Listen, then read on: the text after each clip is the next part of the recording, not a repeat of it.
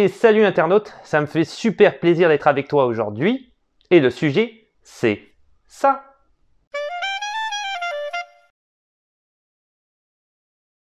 Alors aujourd'hui, une nouvelle vidéo sur l'immigration dans les communautés francophones, mais ailleurs qu'au Québec. C'est une vidéo d'ailleurs qui est possible grâce à John Diplood aka Jonathan. Salut Jonathan, merci encore pour le partage et tous les efforts que tu fais d'ailleurs en termes d'information pour l'immigration. Grâce à toi, on est capable de donner beaucoup d'informations, de partager beaucoup. Donc immigration francophone. Alors, deux sites internet que je vais te présenter aujourd'hui. Un qui s'appelle immigrationfrancophone.ca. Alors, c'est un site en fait qui est très sûr parce qu'il a été mis au point par la fédération. Il existe depuis les années 60. Bah, pas le site, mais je veux dire, l'organisation existe depuis les années 70. C'est la Fédération des communautés francophones et acadiennes.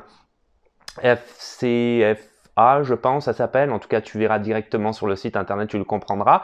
Et évidemment, ça concerne les 9 provinces et 3 territoires. C'est un site internet qui est très complet, qui est très interactif, qui est très facile, si tu veux, à être approprié, à regarder et à comprendre où va l'information, d'où vient l'information, à te l'approprier. Du coup, je pense que ça dynamise beaucoup, si tu veux, cet engouement qu'a le gouvernement du Canada à l'heure actuelle afin d'inviter le plus de monde possible dans les communautés francophones au Canada. Donc c'est un très bon site. On va aller regarder ça ensemble. C'est chapeauté également et financé par Immigration, Réfugiés et Citoyenneté Canada, IRCC. Donc autant dire qu'il n'y a pas de souci, c'est vraiment sûr. Un deuxième site internet qu'en fait je vais te montrer aussi, qui lui est un site qui est directement du gouvernement du Canada, qui également va te permettre, si tu veux, de naviguer un petit peu plus au milieu de tout ce que les communautés francophones peuvent proposer pour les nouveaux immigrants quand tu es francophone, et tu as un petit peu plus de chance du coup que les anglophones, parce que c'est réellement ça qu'ils essayent de dynamiser, c'est le terme que j'utilise beaucoup là, dynamiser pour les communautés, étant donné que les francophones sont quand même pas très nombreux dans le Canada anglais, mais ça commence un petit peu à changer. Tu verras d'ailleurs que cette vidéo-là, je vais le faire en fait grâce à mon logiciel de streaming que j'utilise pour mes vidéos live, mes directs que je fais de plus en plus toutes les 2 semaines, 3 semaines probablement, des fois une fois par semaine, ça dépend. Toujours le samedi, le live à 13h heure du Canada si tu te demandes. Cette fois, le dernier live, je m'étais trompé de clé stream, cette fois, ce ne sera pas le cas. J'ai fait attention, j'apprends de mes erreurs. Du coup, ça permet quand même d'avoir, je pense, ça va être plus lisible au niveau du site internet. On va pouvoir regarder ça ensemble, ça va être bien plus pratique. On voit ça tout de suite. Donc, je suis de retour directement sur ma plateforme de streaming afin de te montrer, te présenter ce fameux site internet. Donc, tu vois, on est tout de suite dessus. Ça s'appelle Immigration francophone au Canada. www.immigrationfrancophone.ca. Très facile à trouver. Tu trouveras le lien dans la description de ma vidéo. Donc, le site est quand même relativement pratique, très bien agencé. Il y a plusieurs menus, tu vois, immigrer au Canada en français, stratégie communautaire, semaine nationale de l'immigration francophone, recherche académique. Quand on descend, il faut ensuite une présentation que j'ai pu te faire en fait directement pendant l'introduction, c'est-à-dire le fameux FCFA, Fédération des communautés francophones et acadiennes du Canada, et ils le disent financé par Immigration, Réfugiés et Citoyenneté Canada, comme j'ai pu le dire au début. J'ai tout vérifié, il n'y a pas de problème. Tu vois ici, il y a le logo, c'est ça qui nous intéresse, du gouvernement du Canada. J'ai vérifié aussi, évidemment, cette association-là qui existe depuis relativement longtemps et qui a été créditée à divers endroits. Donc, il n'y a pas de problème. On va continuer, on va aller voir, par exemple, dans Immigrer au Canada en français. Donc, on va cliquer directement sur l'onglet pour regarder qu'est-ce que ça donne. Je trouve que c'est un site qui est quand même très intéressant et très moderne aussi. Je le trouve très complet, très facile. Donc, vivre en français, tu vois en haut, communauté francophone accueillante, carte interactive, s'établir dans la communauté, très intéressant aussi, service pré-départ, service à l'arrivée, soutien aux personnes réfugiées. Et vraiment, tout est indiqué ici. La francophonie se vit dans toutes les régions du Canada, même à l'extérieur du Québec. Dans chaque province et chaque territoire, vous trouverez des collectivités accueillantes où il fait bon vivre en français. C'est ça réellement qu'ils veulent mettre en scène, si tu veux. Là, tu vois, ça aussi, j'avais aimé quand j'avais regardé directement sur le site avant de faire la vidéo. On voit tout de suite immigrés depuis Côte d'Ivoire, France, Maroc. C'est pas nécessairement ciblé que sur la France. Donc, il y a plusieurs possibilités quand tu viens, par exemple, d'un autre pays, ce qui est quand même pas négligeable du tout. On va cliquer, par exemple, sur les programmes. Je vais peut-être pas faire tout le site au complet parce que on voit tout de suite que c'est quand même assez conséquent. Où trouver des programmes, par exemple. Donc ils te disent un des objectifs, blablabla, s'établir au sein votre porte d'entrée en matière de renseignement sur les programmes d'immigration et le ministère, évidemment. Le site web, ça se tient qu'ils organisent via Destination Canada. Donc c'est vraiment sur le site où tu vas devoir aller. Si on ouvre Destination Canada, par exemple, sur un autre onglet, ce que j'ai fait, Destination Canada, tu vois, il y a carrément en fait une page Facebook, ce qui est quand même relativement aussi intéressant. C'est vraiment, c'est un site internet qui est très très complet et qui va t'envoyer dans toutes les directions dans lesquelles tu as besoin d'aller, d'accord? Donc ici ils le mettent, vivre en français en Colombie-Britannique par exemple, tu as une vidéo YouTube qui va tout expliquer sur la Colombie-Britannique, comment ça fonctionne, etc. Les programmes, donc tous les programmes pour travailler au Canada, les programmes qui sont disponibles, ils te disent où chercher, programme pour immigrer, sous la rubrique recherche d'emploi. Regarde, ça c'est vraiment bien aussi. Ils vont te lister toute une liste, Ils vont te lister réellement plein de sites internet afin de trouver un emploi plus facilement, y compris de ton pays d'origine. Puisque tu peux avoir, par exemple, ils le disent ici, obtenir une offre d'emploi de la part d'un employeur canadien ou d'une employeuse canadienne peut amorcer le processus d'immigration. D'accord? Donc vraiment, vraiment, vraiment intéressant. Un volet pour étudier au Canada. Donc tu vois, c'est vraiment complet. Tout est indiqué ici, y compris par exemple les bourses, les possibilités de bourse internationale pour les non-canadiens, l'éducation des enfants, si jamais tu arrives en famille. C'est vraiment, vraiment complet. Beaucoup d'informations, comme tu le vois ici, je déroule en même temps que toi sur la vie quotidienne.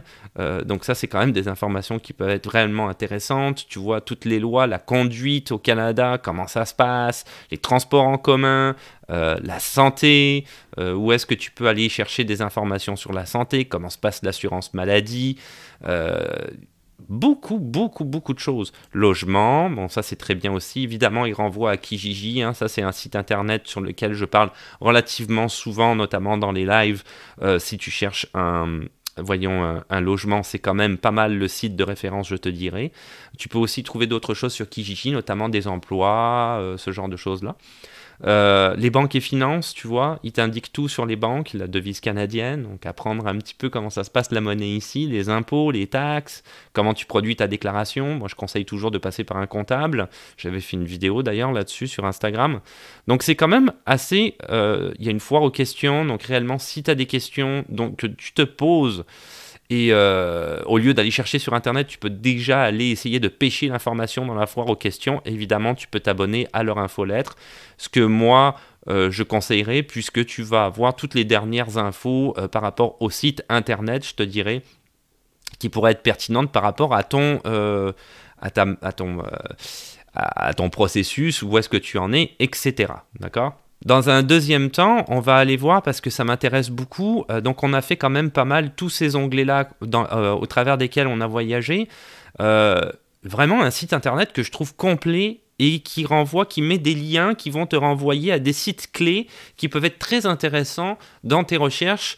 Peut-être même quand tu t'installes au Québec, ça peut aller te trouver de certaines idées. On a parlé de Kijiji, qui est quand même un site qui est sympa pour Internet. Il y a job.com, on voit qu'il est listé pour trouver des offres d'emploi. Donc c'est des choses qui peuvent être quand même intéressantes, même si tu vises le Québec et pas ailleurs. D'accord ?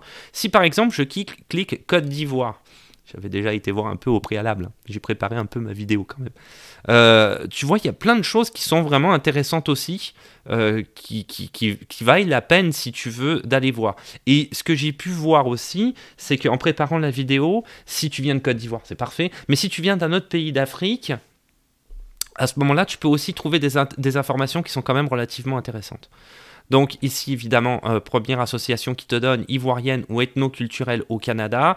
Donc tu peux aller directement sur le site internet, regarder qu'est-ce qui se passe et comment ça fonctionne pour toi qui est en Côte d'Ivoire si tu veux directement immigrer au Canada. Tu vois, là, ça rejoint ce que je disais à l'instant. Tu vas avoir l'ambassade de Côte d'Ivoire au Canada ici, mais tu vas avoir aussi l'ambassade du Canada en Afrique. Donc, on va aussi aller cliquer et ouvrir un autre lien pour voir où est-ce que ça nous envoie.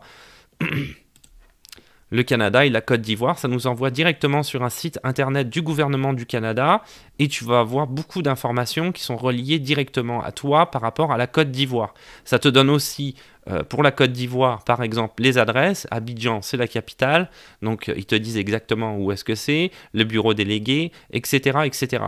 Donc, quand même une mine d'or, moi j'aime ça dire ça, en matière, je te dirais, d'information. Les différentes bourses d'études qu'il peut y avoir, les événements et actualités, notamment mis en place par la fameuse Fédération des associations ivoiriennes du Canada dont on vient parler, le Salon Afrique, donc ça s'adresse à toute l'Afrique, pour tous les autres pays africains, l'actualité, etc., de l'ambassade canadienne, les exigences pour voyager à l'international si tu viens de Côte d'Ivoire, témoignages, infolettres. Je pense qu'à partir de là, si tu viens d'un pays d'Afrique aussi, tu vas pouvoir, si tu veux, naviguer un petit peu par rapport à ça, partir de la Côte d'Ivoire dans ta navigation au travers des différents liens des sites internet, essayer d'aller trouver directement, si tu veux, d'autres informations, pêcher d'autres informations pour savoir où est-ce que tu te situes par exemple au niveau des ambassades. Tu vois, là j'ai cliqué le Canada et le monde.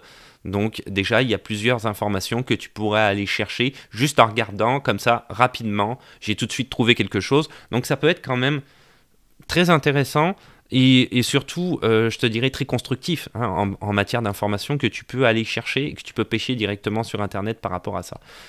Si on retourne en arrière, on va peut-être aller regarder pour le dernier point, le Maroc, avant que je passe à l'autre site internet, en fait, qui est directement celui du gouvernement du Canada. Même chose pour immigrer depuis le Maroc, tu vois, Association des Marocains et Marocaines. Donc réellement, il y a plusieurs associations qui te mettent directement en contact ici, avec qui tu vas pouvoir aller chercher d'autres informations.